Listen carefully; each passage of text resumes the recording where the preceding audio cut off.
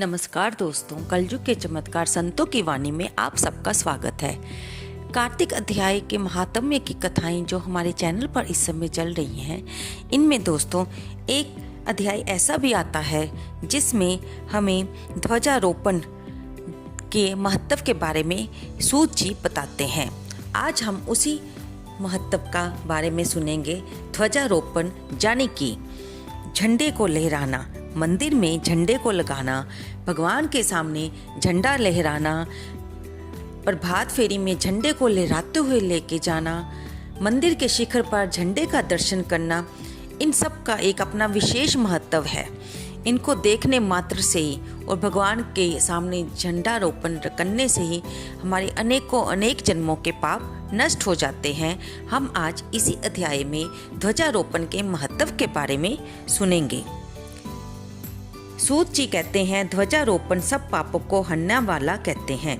ब्राह्मण, क्षत्रिय, वैश्य, इनमें से जो कोई भगवान के मंदिर में ध्वजा लगाता है वह ब्रह्म आदि देवताओं से पूजनीय होता है। गंगा जी का स्नान, तुलसी पूजन, शिव जी का पूजन, ये सब ध्वजारोहण के बराबर हैं। नित्य नियम करके विष्णु का पूजन करें और फिर हल्दी, अक्षत, चंदन से 20 हाथ भूमि लीप कर अग्नि स्थापित करें। खीर की 108 आहुति देवें। ध्वजा को भगवान के मंदिर में लेकर जावें। ध्वजा को भगवान के मंदिर के शिखर पर बांधें। चंदन, अक्षत, पुष्प, धूप, दीप से विष्णु का पूजन करें। भगवान की स्तुति करें। हे चैतन्य रूप भगवान विष्णु, आप प्रसन्न हुए। आप सारे जगत में व्यापक हो। माया से मोहित लोगों को आप दूर दिखते हो। हे भक्त वत्सल जनार्दन, आपको बारंबार प्रणाम है। इस प्रकार स्तुति करके विष्णु जी को नमस्कार करके ब्राह्मणों को भोजन करावें, दक्षिणा देवें। आचार्य को जो ध्वजारोपण करता है और जितनी बार ध्वजा पवन से हिलती है उतने ही पाप नाश होते हैं। जो पुरुष बांधी हुई ध्वजा को देखकर नमस्कार करते हैं उनके भी पाप नाश होते हैं। नारद जी कहते हैं, इस बारे में आपको एक पुरातन इतिहास सुनाते हैं। पूर्व काल में सतयुग में सुमिति नाम वाला एक चंद्रवंशीय राजा था।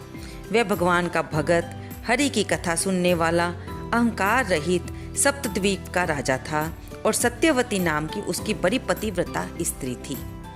दोनों ने ही अनेक तालाब, कुएं और बावड़ियां बनाई। सत्यवती नित्य ही भगवान के मंदिर में भगवान के सामने नृत्य किया करती थी। राजा भी कार्तिक शुक्ला द्वादशी को भगवान के मंदिर में ध्वजा बांधा करता था। एक समय राजा और रानी को देखने के लिए विभांडक ऋषि आए। मुनि का आगमन सुन राजा व रानी ने उनका बड़ा सत्कार किया। राजा रानी की ऐसी श्रद्धा और नम्रता देखकर मुनि राजा से पूछने लगे, राजन, भगवान को प्रसन्न करने के और भी बहुत से साधन हैं, परंतु इस ध्वजारोपण में तुम्हारी इतनी श्रद्धा क्यों है? सो आप कहिए। तब राजा ने कहा, हे महात्मा। इसके बाद वह वहीं हमारे पास रहने लगी। एक समय संजोगवश जिस दिन कार्तिक द्वादशी थी, हमने एक कपड़े को बांधकर उसकी झंडी सी बनाई और दोनों ही खूब मदिरा पीने से विवल होकर झंडी हाथ में लेकर नाचते रहे। सारी रात हम नशे में नाचते रहे और प्रातः समय हम दोनों की मृत्यु हो गई। तब जमराज के दूतों ने हमें फांसी से बांध लिया और मारते मारते जमपुरी ले जाने लगे। इतने में ही विमान लेकर भगवान विष्णु के दूत भी वहां पर पहुंच गए और यम के दूतों को धमकाने लगे कि मूर्खों, तुम पापियों को जमपुरी ले जा सकते हो, धर्मात्माओं को नहीं।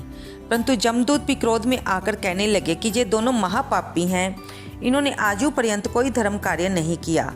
भगवान के पार्षद कहने लगे कि ये महाखेद की बात है कि तुमको धर्म और अधर्म का कुछ ज्ञान नहीं। जो बात वेदों के अनुकूल है वही धर्म है और जो वेदों के विरुद्ध है वही पाप है। आजू पर्यंत यद्यपि इन दोनों ने महापापों में लीन रहे, लेकिन कार्तिक शुक्ला द्वादशी को इन्होंने भगवान के मंदिर में झाड़ू लगाई, दीपक जलाया, नृत्य किया, ध्वजारोपण की, चाहे जाने अनजाने में ही से इन्होंने ऐसे कार्य किए। इससे इनके सारे पाप नष्ट हो गए। अब ये विष्णु लोक जाने योग्य है, जमपुरी में नहीं। राजा ने कहा। इतना कहकर भगवान के दूत हम दोनों को विमान में बिठाकर विष्णु लोक को ले गए। उसके बाद यहाँ मृत्यु लोक के में श्रेष्ठ कुल में आकर मैं राजा बना और कोकिलिनी नाम की निषाद कन्या मेरी रानी बनी। यहाँ भी भगवान की कृपा से अतुल संपत्ति है। जो हमने अनिच्छा से ही ध्वजारोपण की उसका ये फल मिला।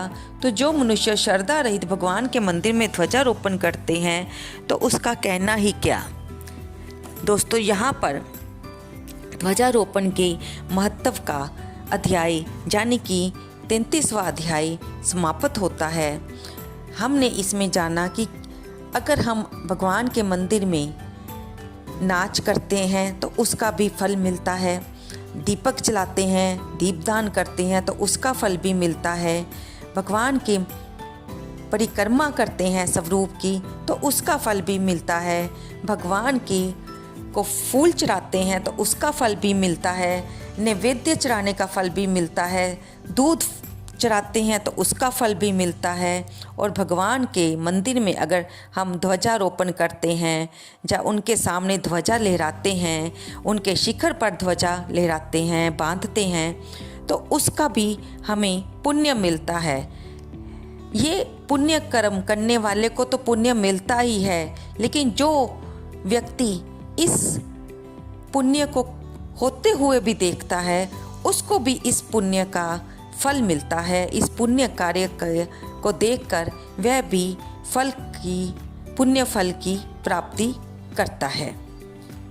दोस्तों, इसमें हमने जाना कि हम ना चाहते हुए भी, ना करने पर भी कई बार अच्छे स्वरूप को देखकर, भगवान के संकीर्तन को सुनकर, भगवान की कथा को सुनकर, जिसका एक आध अक्षर भी अगर हमारे कानों में पड़ जाए तो हमें उसके पुण्य की प्राप्ति होती है। तो जो काम स्वेच्छा से, पूरी श्रद्धा और भक्ति से किया जाए उसका फल तो अनंत ही होगा। ये तो अब आप भी समझ सकते हैं। दोस्तों, आपको ये वीडियो कैसी लगी कृपया इसे लाइक करें, शेयर करें और सब्सक्राइब करें। अगर आपको वीडियो पसंद आई तो एक लाइक तो दोस्तों बनता ही है।